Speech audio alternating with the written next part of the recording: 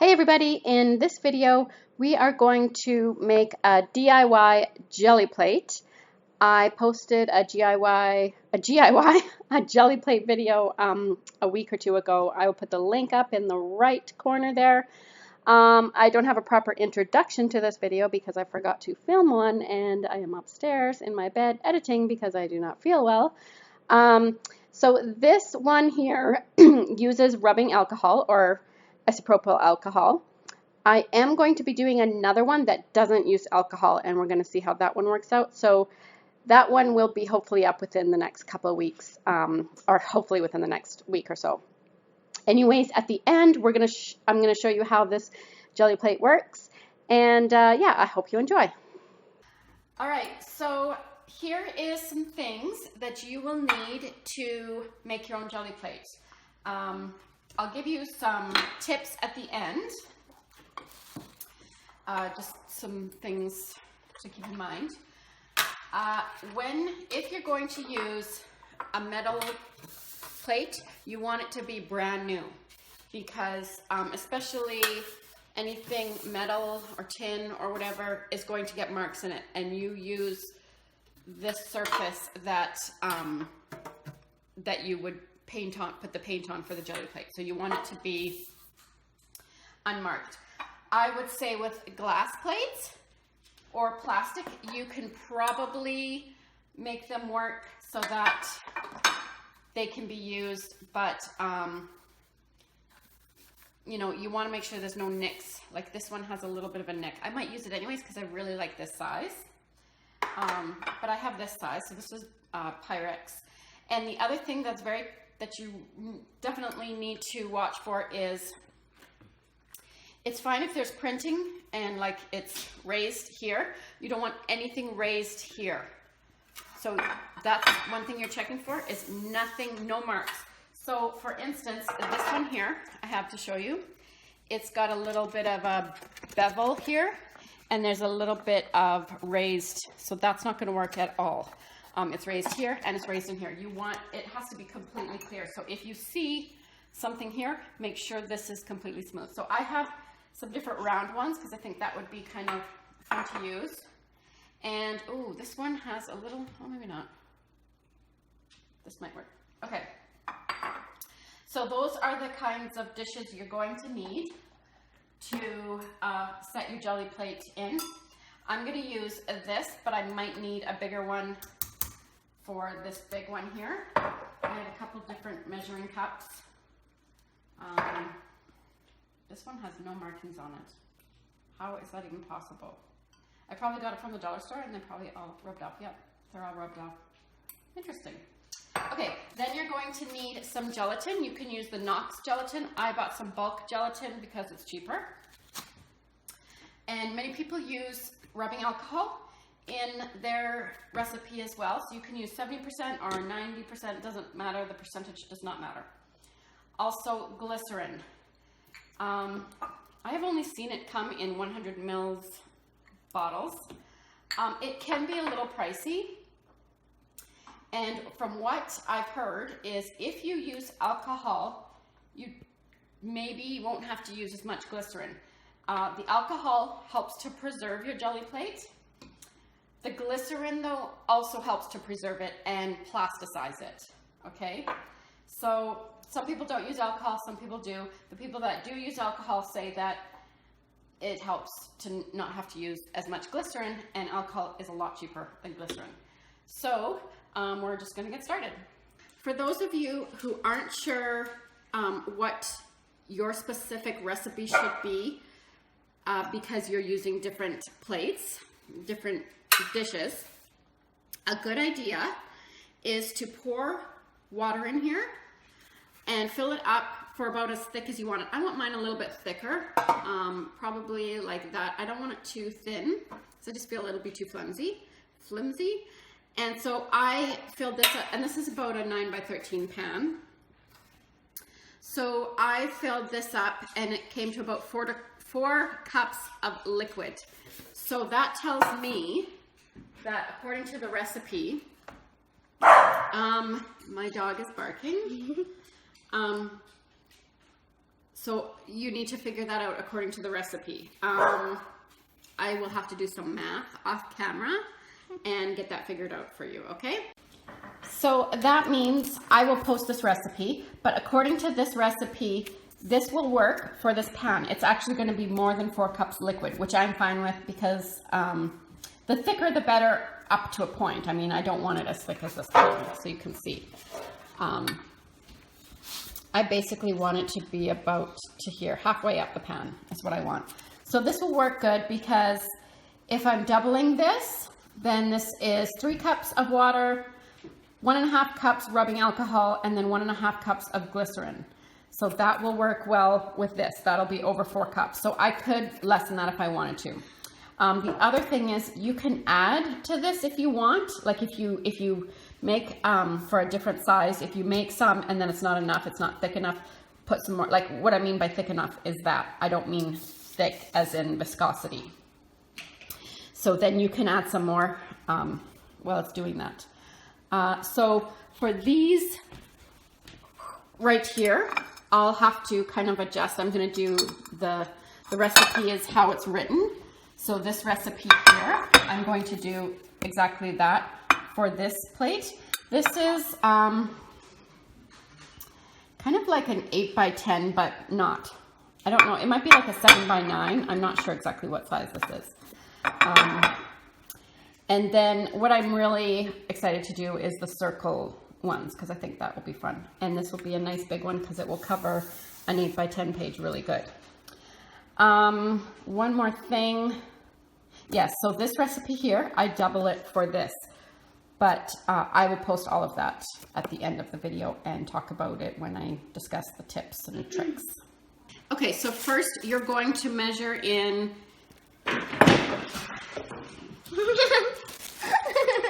my other daughter is trying to not make noises over there, and my other daughter is filming, and this is a gong show. Okay, so I'm going to do 16 tablespoons of gelatin in here, because that's what I think works. So hopefully I bought enough, and hopefully I can keep track of the count, because you know me. 1,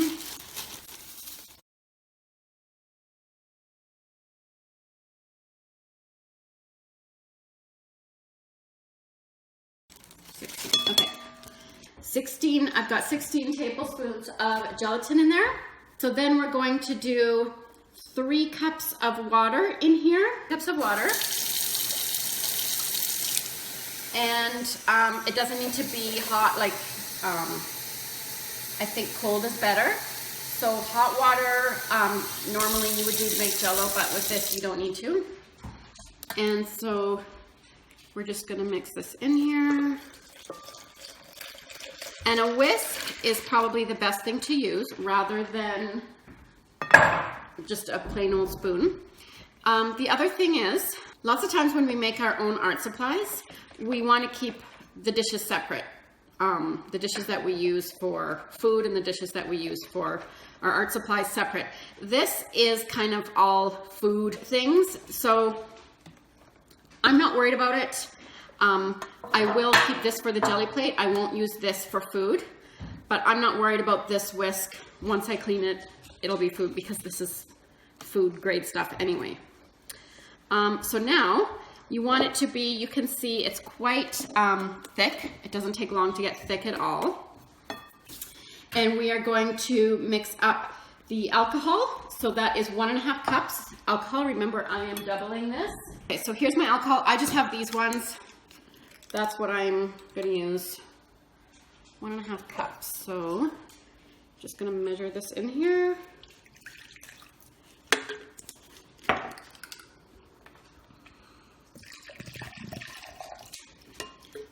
And I'm going to add some of the 90%. And just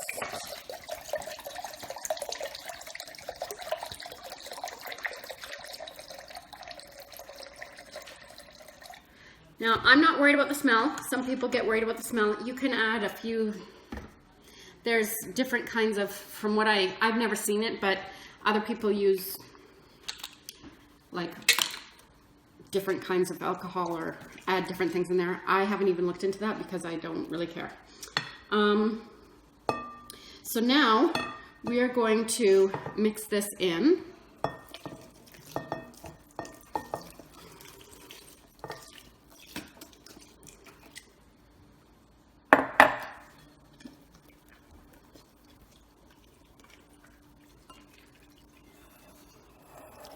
And then we're going to add the glycerin.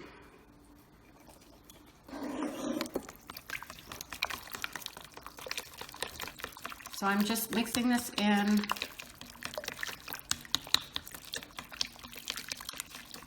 Okay, so that's all nice and clear again. And then I want to do 1.5 cups of glycerin. Now I might not get to 1.5 cups because I don't know if I have that much glycerin. So glycerin is very thick, and glycerin is used in lots of different DIY art things. There's different things you can use glycerin for. I use it mostly for my blending solution, but it can be used in watercolors and different things.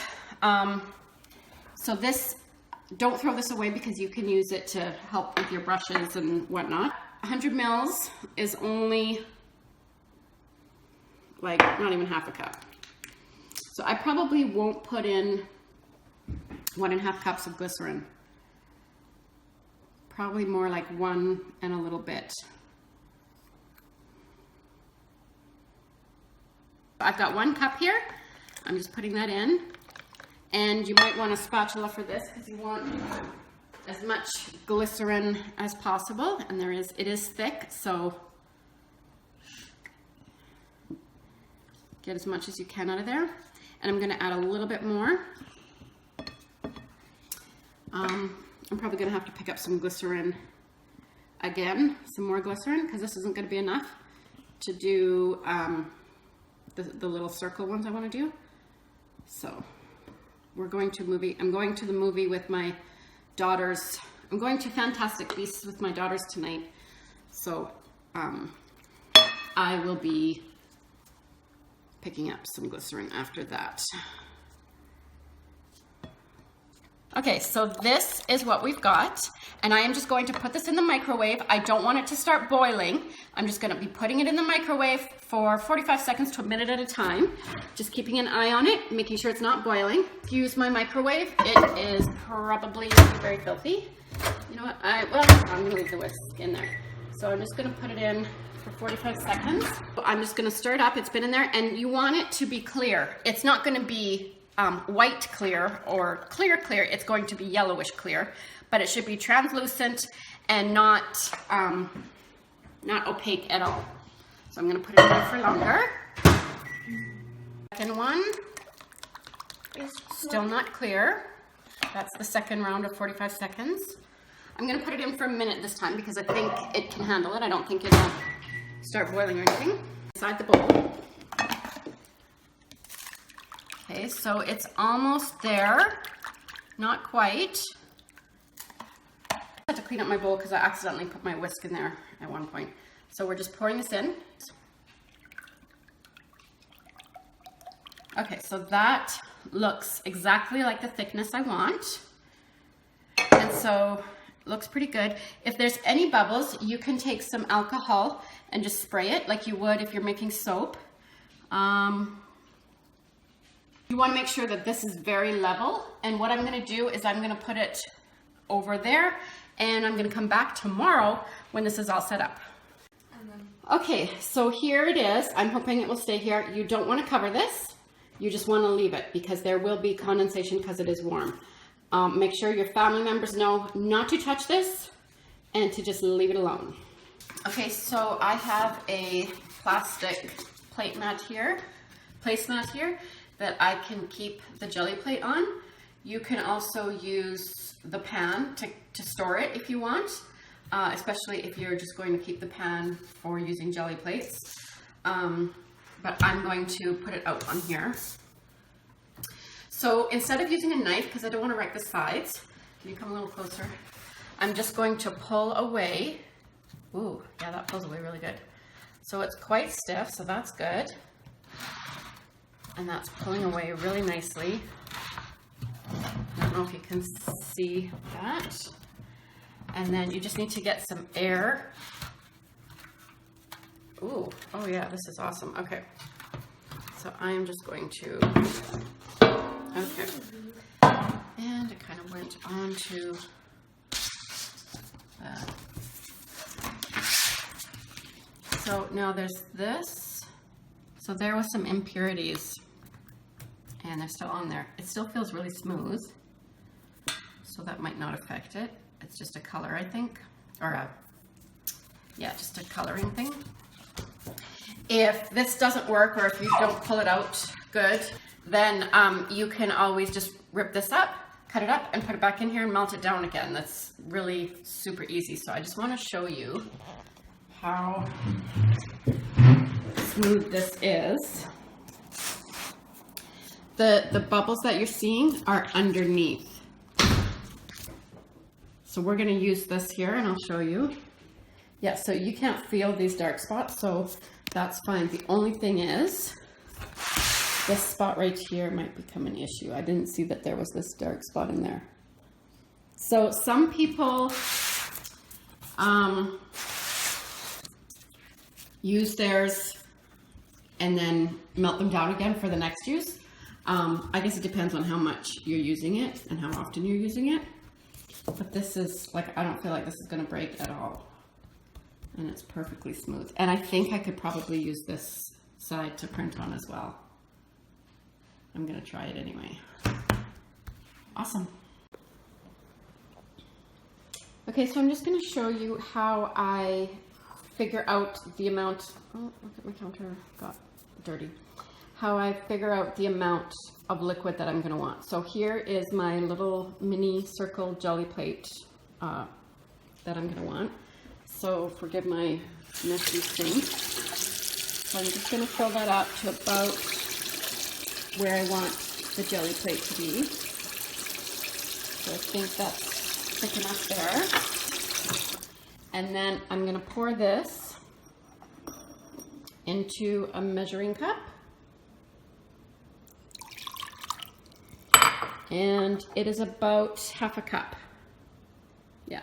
So about a half a cup liquid. So that is now how I will figure out what my measurements will be. So if I want, according to this recipe, if I want half a cup of liquid in all, that means I need an eighth of a cup rubbing alcohol, an eighth of a cup glycerin to make a quarter cup there in all, and then a quarter cup of water, which will come to half a cup, and then I will figure out my gelatin according to that. So I'm thinking probably 1 to 2 tablespoons of gelatin, but I might have to figure it out and see. Okay, so here are the recipes. I have included 3 different size recipes. They're basically the same recipe, just doubled or put in half. It's the small circle one, there's a medium kind of square one, and then the larger rectangle one. So these measurements don't have to be exact. You don't have to worry about getting them perfectly right. As you said, or as you saw, I didn't use quite as much glycerin in the one recipe, and just general, those are the general measurements there. So don't worry about being exact to these measurements. And also just wanted to make a note, when you're buying the glycerin, you may see glycerin, you may see vegetable glycerin. It's all the same thing, so don't worry about that. You're all good. All right, so I am here with my DIY jelly plate, and what I have is these little kind of clear paper dividers. You can use clear divider sheets as well, and that is just to store it. So I want to actually keep this quite clean, because any paint bits can start to impact my jelly plate if they are left for a long time. You don't always have to clean your jelly plate. In fact, many people don't, and I actually prefer to leave little bits on there just for different effects. But if you're storing it, it's good to just put it away, even if you put it away dirty, to not have little bumps and stuff. So I also have this placemat, which can be used. It's just an acrylic placemat, and that can work as well. It's starting to get a little bit dirty, so I'm not sure if I'm going to keep it on there. But here's just an clear plastic sheet protector. So you could put that on there to protect it because you want to keep the dust off. This isn't quite big enough, but for smaller ones that would work, or a bigger sheet protector. So there's lots of inexpensive ways. If you have anything like a clamshell, if you have like a big plastic clamshell, that's perfect. That's how the Jelly Arts gel printing plates come. So these are my jelly plates, and then I have my circle one here, which I actually have to redo because it got, I think when I was storing it, this wasn't like this when I pulled it out. It got flipped and I didn't notice it because I kind of put it up high, and so I couldn't really see what I was doing. So I think I folded it by accident. So I've already started using a little bit of this. So this is the top side. So it was in my pan sitting just like this. So we can try printing on this side. I don't know how it looks really level. It looks perfectly fine.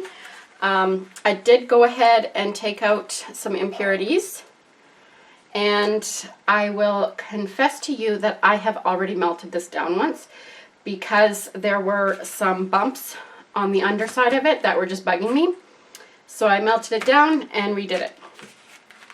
I'm going to be doing a lot more videos on jelly plates, so just be watching for those in the future. This one is mainly just how to make your own jelly plate, and so right now we just want to check and see how it works. There are recipes that don't use alcohol, and I think from what I can tell they work just fine, and I'm actually going to try a smaller one. When I make a smaller jelly plate, I'm going to try one without alcohol, and I'll come back and let you know how that worked out. Because this doesn't smell as much. Once it sits out at first, especially once it's hot and you pour it in, like you just get so many vapors. Now it doesn't smell too much. Really, it's your own preference. It doesn't bother me, but it definitely might bother some people. So let's just see how this works, and we're just going to pull some prints. Okay, so let's just try some of this and some of this, and maybe some turquoise as well. This isn't turquoise, it's blue, but it'll work.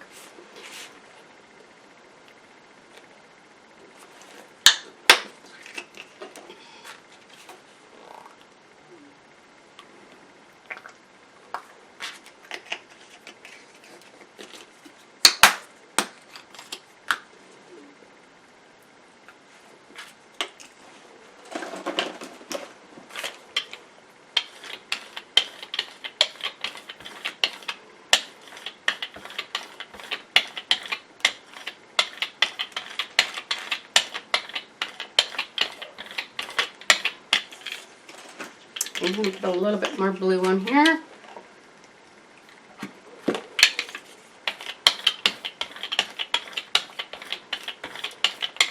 So I just want to tell you guys, if you are frustrated because your jelly printing is not turning out, there is a reason for that, and I will help you because I have had those same frustrations.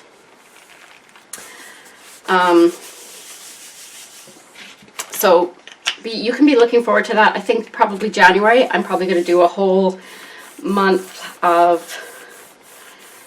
jelly plate videos. So there's that. So there was quite thick paint on there, and so we can print some more, and I'm just going to use these envelopes.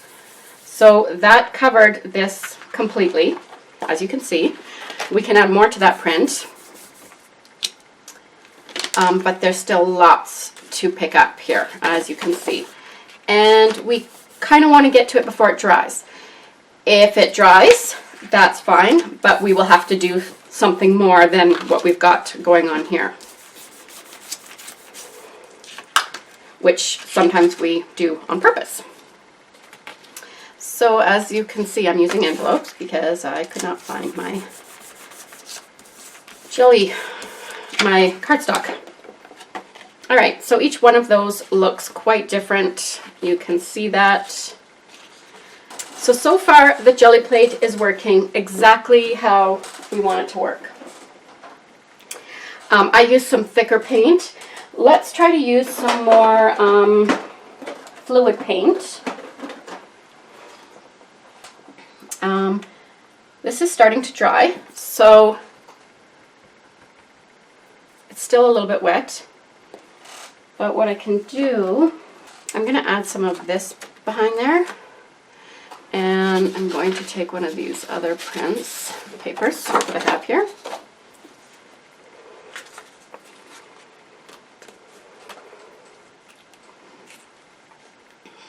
Now these little tubes I love because they're just convenient and it's a really easy way to have a lot of colors right near you. Unfortunately, they don't give you a lot of paint and you do kind of need to go through a lot of paint.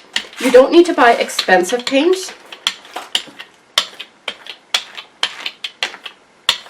So what I can do now is I can put a stencil down and I can pull a print from here.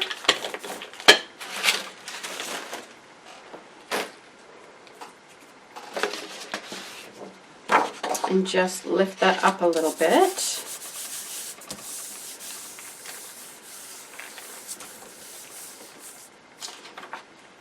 So that didn't really do a whole lot. I could have pushed down a little bit more there. And that picks up more.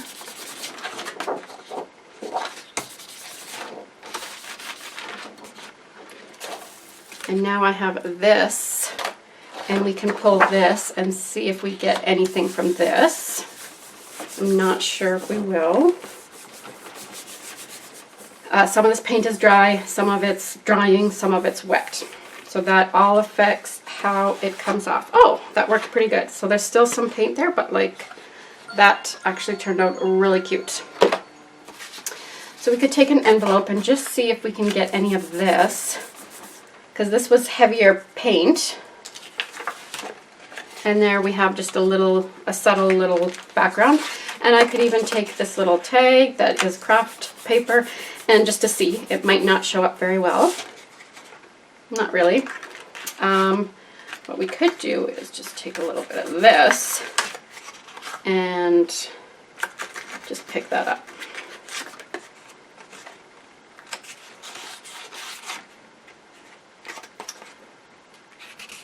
So I know that jelly printing can be very frustrating because I've experienced the frustrations with jelly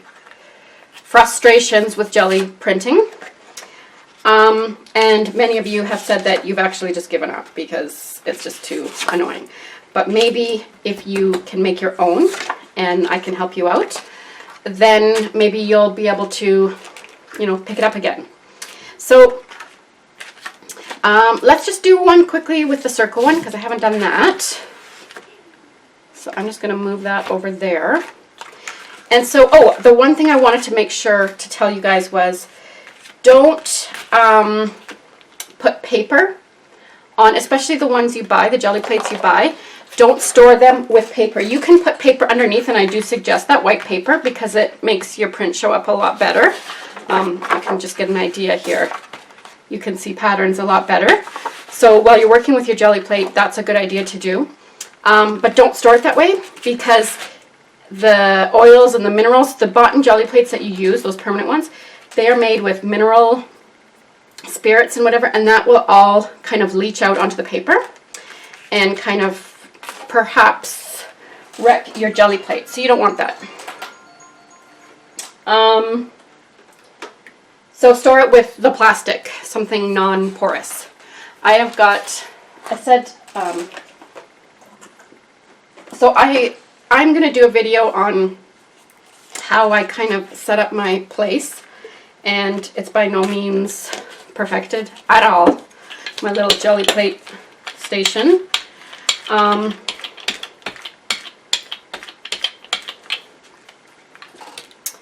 Let's just do a few tools in there. We can just do a simple one. This is just one color. And there you go. So you can see how that would work out with another color. Let's try another color actually behind there.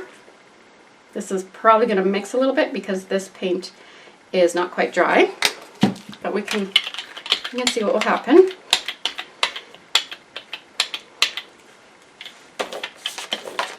So you can see how this cleanoff paper can actually turn into a really cool print. Let's do another one here. See if this will do anything at all. I'm going to leave it there because I'm hoping it'll pick up the blue underneath. I'm not sure if it will. So this one turned out really cool. Love that. And this one needs more work. And these I will definitely be adding some to, but they're good just like this too. And this would look good with some shapes on it as well. Let's just see. Oh, it's not. We gotta let that dry a little bit more. So once this is done, put it aside and you can use it as a collage paper. The other thing is, if I was to start using colors on the opposite side of the color wheel, like yellow, reds, purples. Well, purple goes with blue, but it doesn't go with yellow, right? So it's the opposite of yellow on the color wheel. That will do different things to all of this. So I usually keep to the same color family or two colors that are beside each other on the color wheel while I'm doing this because I know all those colors work together well. But we can talk about that in subsequent videos. So it's not pulling up everything here. It's got some cool texture. I love those little bits in there. So you don't have to clean this off with a cloth and then throw the cloth away. You can still use this. You just have to know what techniques to do to get that paint to come up with another layer on there. So there's different things. You can use thick or thin paint. Thicker paint takes longer to get this to adhere to the paint on the top, to get off of this plate because it's really stuck on there. Thinner paint doesn't take as long to dry, to wait to lift it up. Because once you put the paper down, then you need to wait for it for a little bit so that it has a chance to pick this all up. So you can use thinner or thicker paint, but thicker paint does generally lift old paint off better. But that's not necessarily always the case. Jelly printing is, can be hit and miss. So anyways, those are the jelly plates. These ones were made with alcohol. I am going to do some, because I still have lots of supplies. I am going to make a smaller one without alcohol and let you know in a different video how that one works. And so I'll just probably label that video DIY jelly plate, no alcohol or something. And then look forward to January where I will be doing a whole bunch of jelly plate videos. All right?